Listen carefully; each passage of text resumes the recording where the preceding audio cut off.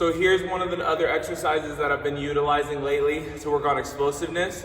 So for volleyball players, basketball players, soccer players, anybody really who's in that jumping sport, this is something you could do at home. Just get yourself a stable chair or bench or jump box, something like that, along with a hurdle or a cone or something about 12 inches high. So you're gonna two-step over the first cone to face your jumping apparatus or your box, and then off 2 feet, pop off the ground right away.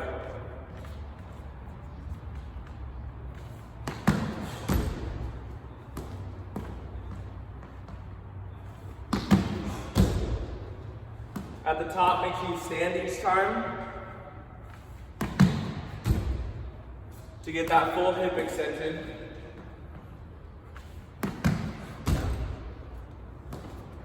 Three sets, 6 to the left, 6 to the right.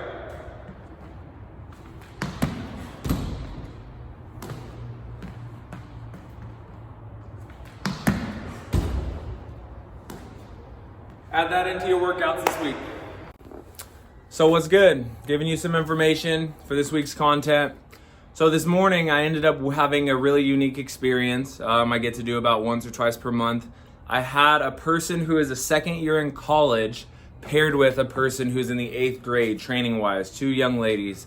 And in these situations, I always take them as a great opportunity to learn for myself and then also for the athletes to be able to learn a whole lot. So the lesson that I want to teach you about dynamic is the importance of 2 things. The first one being how important mentality is consistently, not setting the mentality based on the age of an athlete, or not saying that an athlete is prepared for a mentality or not prepared for a mentality based upon their current age. Because this morning I had a situation where I had a really physically talented college person who plays Division I and a pretty physically talented 8th grader.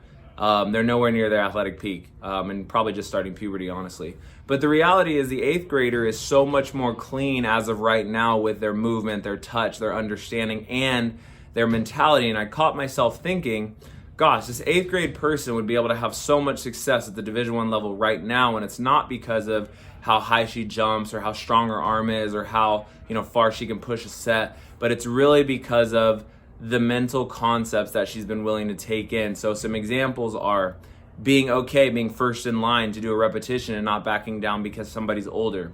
Being willing to give feedback to a person who is older and not feeling like they need to be quiet or it's not their place.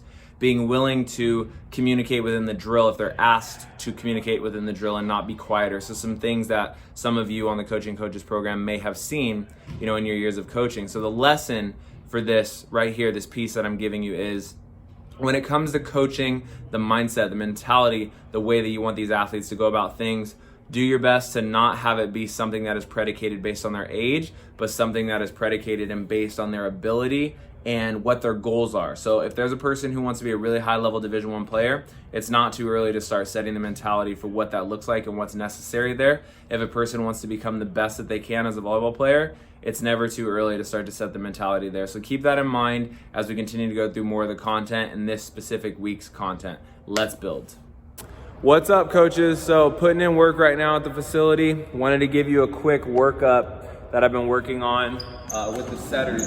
So being able to have drills for a person who's a more advanced setter or a person who's a less advanced, and potentially have those 2 type of situations with the same environment, I want to give you some things that you could utilize as a workup. So I want to act as if there's a person who's less advanced and a person who's a little bit more advanced in the same exact training. So when they're doing individualized ball work, here's something that you could start with. So if this is the person who's less advanced, for them, start them with the process of self-tossing and just working on catching the ball above their head. Literally, no footwork, no hand shape, anything. So just tossing to self and then working on catching the ball so that they're working on that rhythm. And do it for time. As that's happening, the more advanced people give them specified footwork and a specified type of catch. So the more advanced kids, we may go toss, left, right, catch with a certain spacing between our hands, and then toss, right, left, catch with a certain spacing between our hands, alternating that. And again, you do that for time. So let's go 30 seconds for the group. Boom, bring it back in. Here's some things we want to improve. Let's repeat that for another 30 seconds. Okay, the next work up to it, the less advanced people, start to add in a little bit of footwork for them. So can they toss and go right, left, and then catch it, alternating with toss, left, catch it, and then start to talk to them about foot spacing, hand spacing. As that's happening, the more advanced kids, they start to add in a secondary touch. So maybe they go toss, left, set to self, right, catch, and then right, set, left, catch. Building that up, 30 seconds each. And then bring them back in, give some improvements, 30 seconds again. Build that up to the people who were less advanced. Them starting to now go, toss themselves right, set, and then catch it granny style. Toss themselves left, set, catch it granny style. The people who are more advanced, adding in a jump. So having them go right, jump, set, 1, 2, catch. Having them go left, jump, 1, 2, catch. And then building that up for 30 seconds. Once they do their 30 seconds, bringing them in, talking to them, letting them do it again to build repetition, and then starting to get more creative that way. But the biggest piece that I would say when you all are doing these workup drills, regardless of the skill, is trying to make sure that each group has a very specified understanding of exactly what they're working on, and then you put a time limit on it rather than having a line or a type of situation where people are getting slowed down by people who are less advanced or getting sped up and overwhelmed by people who are more advanced. That's the first tip on the team style training. So the next pieces to the Coaching Coaches content for this week, I want to give you some serve-receive work that you can utilize with an individual or with a team. So what's going to happen is you're going to take the individual or the team through a footwork only process where they're going to do 1-step moves, 3-step moves, and run play moves. So I'm going to give you a demo of that. So we want to have them start about 20 feet deep, which on this court, if my red line is the end line, so 29.5 feet, I'm going to start about here, 20 feet deep in the middle of the court. And I want each one of the athletes to get ready to practice being in their stance, so 18 inches between their ankles, having a 35% bend, and then their wrist being 6 inches outside of their knee. So after that, you're going to have them do a 1-step move each direction. So the 4 directions will be deep to the right, forward to the right, forward to the left, deep to the left. So from here, I'll get ready to move open twice in a row, leaving that other foot stationary, then forward, twice in a row, other direction, forward, twice in a row, last direction, deep, twice in a row. Once athletes start to feel more comfort with that and understanding the single step, then you're going to start progressing them to a 3-step. So let's move the camera angle around a little bit to see a couple different modes of this. So pushing from that inner thigh again, we're going to be going deep to the right. So 1, 2, 3, and the whole goal with that is to be able to keep the spacing between the ankles. So avoiding any kind of cross move for now. It's not that we'll never cross over. It's just for this specific drill right now, we're not crossing over. So pushing from the inner thigh, ending up with 50-50 balance. In the game, you're not always going to end up with 50-50 balance. Sometimes you'll be 70-30. There's even times where you'll be more like 85-15. But for now, we want 50-50. I'm going to come forward to the right, pushing from that inner thigh. 1, 2, 3. I'm going to do that twice in a row. 1, 2, 3. Then we're going to go forward to the left.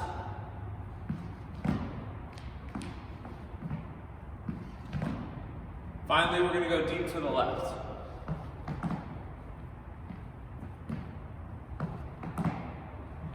And then once they've gone through the 1-step moves and the 3-step moves, then we're going to have them work on run plays. So run plays can end up being a 3-step move, 4-step, 5-step, knee drop, dive. But ultimately the point is we do want their feet to be crossing over and their arms to be pumping to go play a ball that's short in front of them. So from that 20-foot spot, being able to go right leg, left arm, what that means is when the right leg comes forward, the left arm comes forward. Or vice versa, left leg, right arm. So you want your athletes and teams to be able to practice that concept, just the first step, so that when their right leg goes forward, their left arm goes forward. When their left leg goes forward, the right arm goes forward, and turning that into a full run and stop. So again, that could be a 3-step move. That could be a 4-step move. Or that could be a 5-step move. At the end of it, they can add in a drop of their knee. They can add in a dive, but ultimately being able to run and play the ball that's a little bit more shallow. So once you feel like your athlete or your team has a really good understanding of how that different footwork works, that's a nice opening palette. There's also 5-step moves, there's 4-step moves, there's shuffle plays, dive plays, crossover plays, overhand passes, platform passes. But those are the 3 that we really want to make sure are emphasized and hit today. So the next thing is going to be adding in the ball. So starting them off alone, or a drill they can do at home that's really valuable, is practicing the 1 to 5 workup. What that means is 1 touch, catch, then 2 touches, catch, 3 touches, catch. So I'm going to give you a demo. All they get in this first round is 1 step. So once they toss to themselves granny style, and they're going to use their platform, making sure that all they use is 1 step. So once I toss, 1 step, pass, and I'll catch. After that, I'm going to try to do 2 touches in a row, but each time resetting that foot that did step. One more time. 2 passes in a row, but resetting the foot that did step. So that's going to be 1 step, reset the foot, 1 step, and catch. One more time.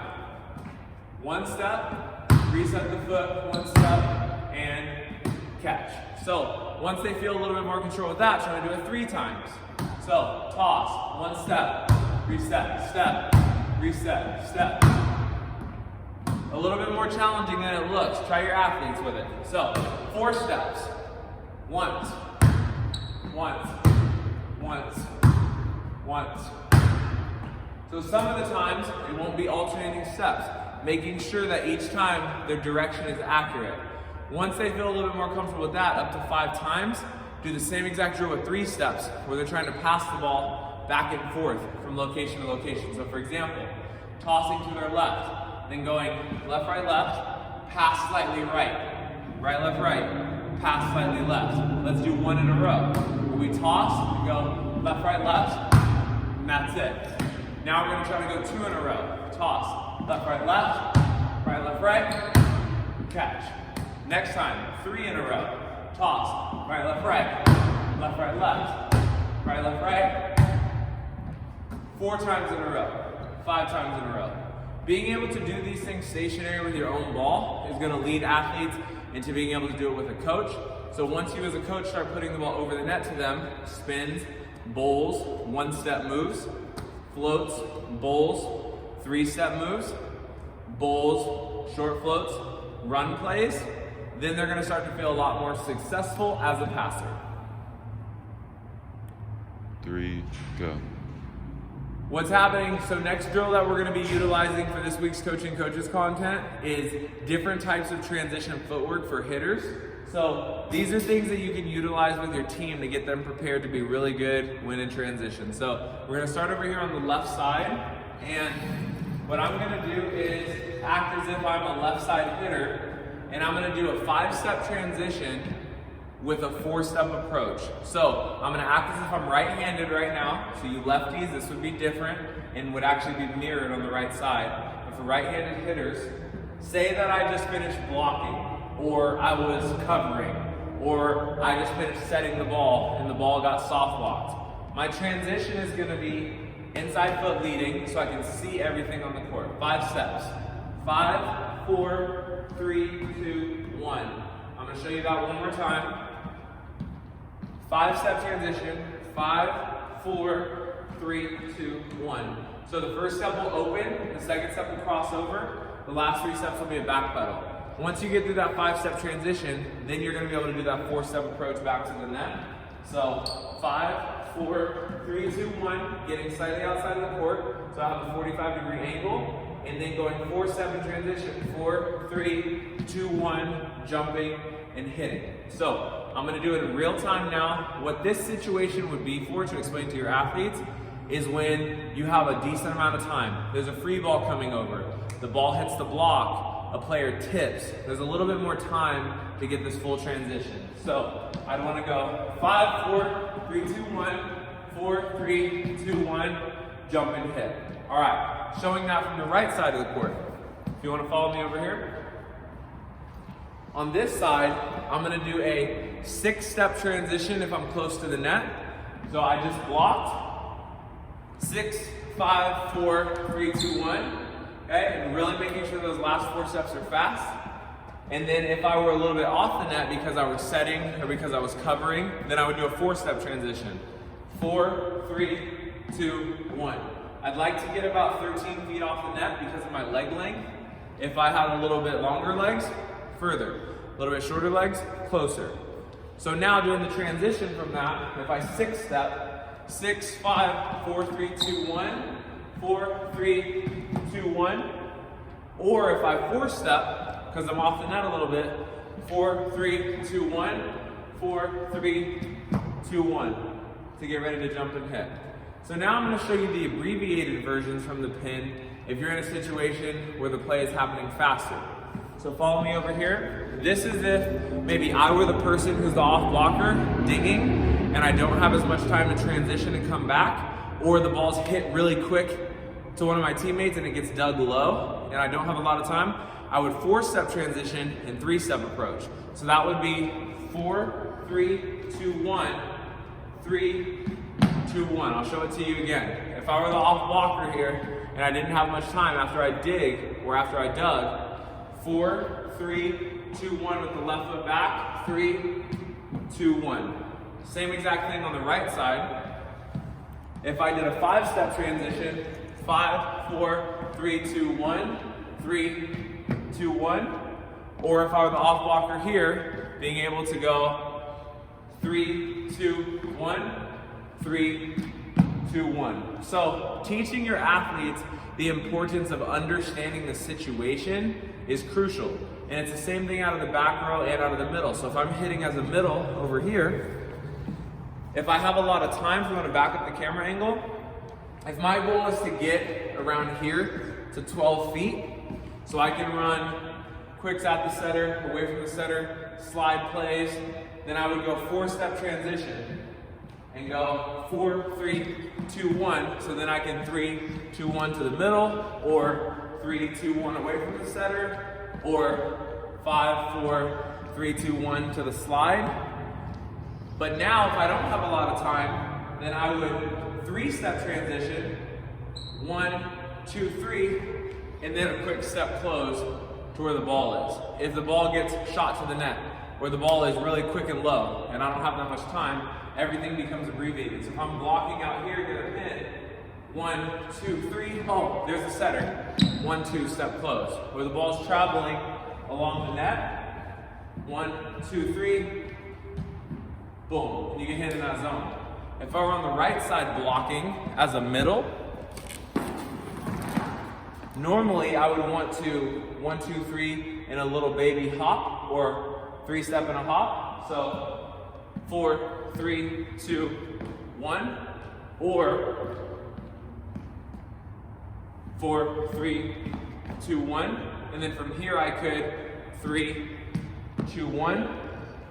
Secondary option if I need to travel further for the actual approach is a 4-step. So 4, 3, 2, 1, 4, 3, 2, 1 to get to the setter. But now if everything's a little more abbreviated and I need to stay and come back from behind the setter because the ball's getting shot to the net, if I open this way, say I have a front row setter and they go that way in front of me, now I 1, 2, 3, come back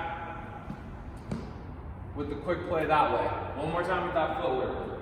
If I were blocking here, ball goes past me, setter comes inside this way. I notice that the ball is shot to them really quickly. I come right back to be able to hit the quick that way. So that's some transition footwork that's gonna be able to help your athletes and be even more successful in transition situations this week. All right, so here's a ball control drill that people can utilize at home. They can utilize it in gym before practice or even during your training sessions. So this is gonna include the 3 primary contacts of volleyball. So platform contacts, open hand contacts, and then hitting contacts. So what I wanna do is make sure all those skills are warmed up, but after they're warmed up, if you wanna follow me over here, I'm going to serve a ball into the wall, and then I'm going to platform pass it to myself, hand set it into the wall, catch. That's gonna be my first round. So I'm gonna be about 10 feet off the wall to start. And this is really focused on control, because if I serve the ball too hard or too strong, it's gonna go over my head or up into my chest. If I serve it too lightly, it's gonna go too far in front of me to be able to recover. So I really have to focus on arm control. So I'm actually just gonna start with a serve and a catch, just like this. So the elbow's gonna be up prematurely, toes are gonna be open. I'm gonna toss about 12 inches above the height of my head and in front of me. So I'll go serve, catch, with my knees bent. One more time. Serve and catch with my knees bent. Getting your athletes to understand that piece first and repeating it as much as necessary. Then I'm gonna act like there was a ball off the wall. I'm gonna bowl it into the wall. Then I'm gonna move my feet with directional accuracy, platform pass to myself about 2 feet in front of me, and catch. So it'd be like this. I'm gonna bowl it, pass it, catch it. One more time. Bowl it, pass it, catch it. Bowl it, pass it, catch it. Same thing with the platform touch. If I go too softly, the ball's not gonna make it back to a point where I can catch it in the setting position. If I platform pass it too hard, then the ball's gonna end up behind me and crazy. So we're working on the control of the platform. Finally, we wanna work on playing that set back off the wall. So once we pass, bowl it into the wall, being able to set it with enough energy into the wall. This is how we practice that extension front set. One more time. So the two variations you can do are after the serve, the passer passes literally to themselves without the ball touching the wall, and then the passer touches the ball back into the wall and sets. I'm gonna show you both. So here's the whole drill together. Being able to serve into the wall, pass to self and set. One more time. Serve into the wall. Next variation, serve into the wall, pass into the wall, set into the wall.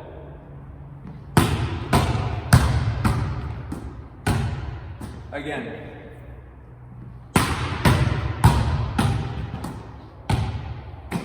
I promise, if your players can execute that with consistency and keep it going, they're gonna be able to add these things into real life scenarios very quickly. Finally, what we'd want to try to get to the point where we can do is this repetitively and continuously. So, serve, pass, set.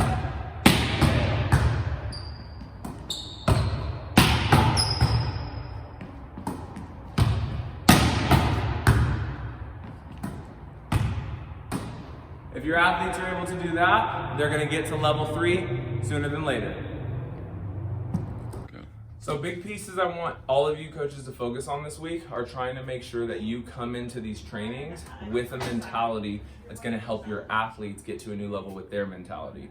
So athletes are watching you as coaches. They're watching the confidence that you have when you put together your game plans. They're watching how you go about being confident at the end of matches, at the beginning of games, about warm-ups. So if you want them to have confidence about their game and their craft and progressing, you've got to be willing to do the same. So every week, putting in workouts in your own life, making sure that you're taking time to schedule your practice plans and game plans, and more than anything, speaking with confidence on a daily basis. Let's continue to crush it. Can't wait to see you next Sunday.